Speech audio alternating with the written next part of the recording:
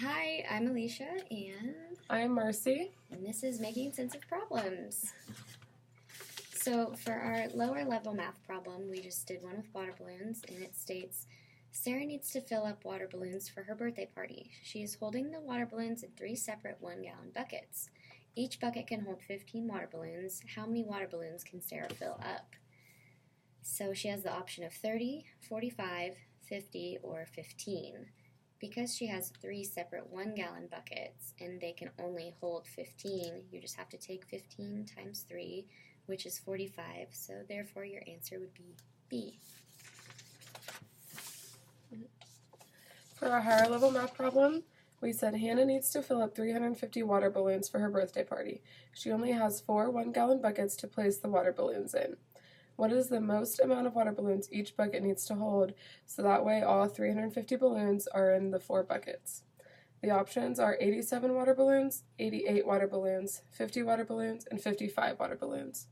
The way to solve this is if you divide 350 by 4, you get approximately 87.5 water balloons. And so since you can't have a half of a water balloon, the max each bucket can hold is 88 water balloons.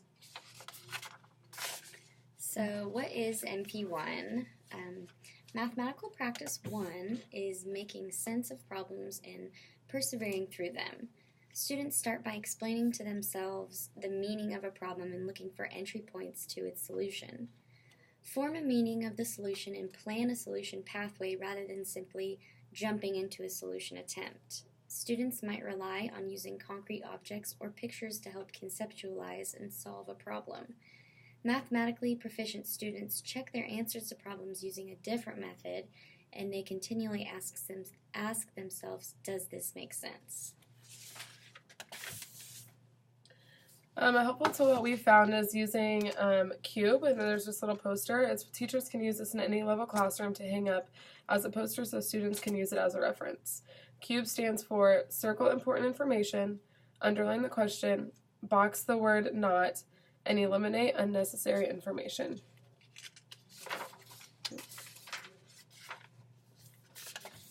So now that we know what MP1 is, how can we use it? The standard encompasses students' ability to solve problems by applying varied math skills. There are 3 parts. 1, understanding the problem-solving process. So you're going to think about your thinking, which is also known as metacognition. 2, you're going to start developing strategies. You're going to decide on a plan to lead to the answer. And 3, building a problem-solving disposition, which means monitoring, checking, and modifying the course of action.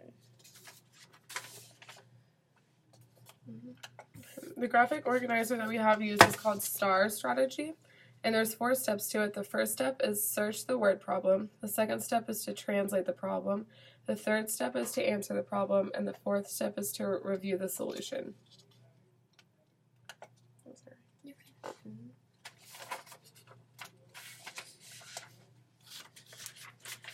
So how to solve a problem using MP1.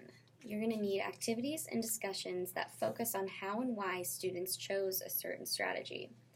You're going to want to move beyond oversimplified methods, and you're going to need 1 or 2 problems to solve and discuss thoroughly. You want to talk and write as students solve to keep them engaged, and ask frequent, purposeful, and high-level questions to further their engagement and keep them thinking about the problems. You also want to praise the students' efforts to make sure that they're still wanting to do the problems. Okay, with solving the higher level problem using MP1, the question again was Hannah needs to fill up 350 water balloons for her birthday party. She only has 4 1-gallon buckets to place the water balloons in. What is the most amount of balloons each bucket needs to hold, so that way all 350 balloons are in the 4 buckets? The options are 87 water balloons, 88 water balloons, 50 water balloons, and 55 water balloons. So the steps we would use is to go over the problem-solving process, decide on a plan on how you want to solve the problem, discuss thoroughly and ask frequent questions. You want to ask frequent questions as a teacher, and then praise students for their answers, and then also metacognition. So referring back to our little graphic organizer earlier, by using the STAR strategy, that can help you solve more complicated problems. So S, you want to search the word problem, search for keywords and what's going to help you solve the problem. For example, how many water balloons versus how many buckets in our problems. And a keyword is going to be most. Like that's the most you can fit in that bucket, therefore it's done. T stands for translate the problem. So once you've picked out the keywords, you need to find what steps you're going to take. And so you're going to take 350 divided by 4, which is going to be the amount of water balloons that you can fit in each bucket. A stands for answer the problem. So each bucket can hold a maximum of 88 water balloons. And then R is to review the solution. Because each bucket can technically hold 87.5 water balloons, one bucket is going to have one more water balloon than the other buckets because it's not realistic to have a half of a water balloon in your bucket. Okay, so implementing SIOP methods with MP1. In order to implement SIOP methods with MP1, the teacher must write clear language and content objectives. Write them on the board and be clear with your students on what the class will be doing. It is important to adapt the content of the lesson to the proficiency level of all learners. Scaffold to ensure the right amount of support moves students from one level of understanding to the next level. Look at every student and decide where they are at and if they will need extra help. If you are doing group work, be strategic where kids are placed. In some more SIOP methods, you need to allow students to work and discuss with each other and with you as the teacher.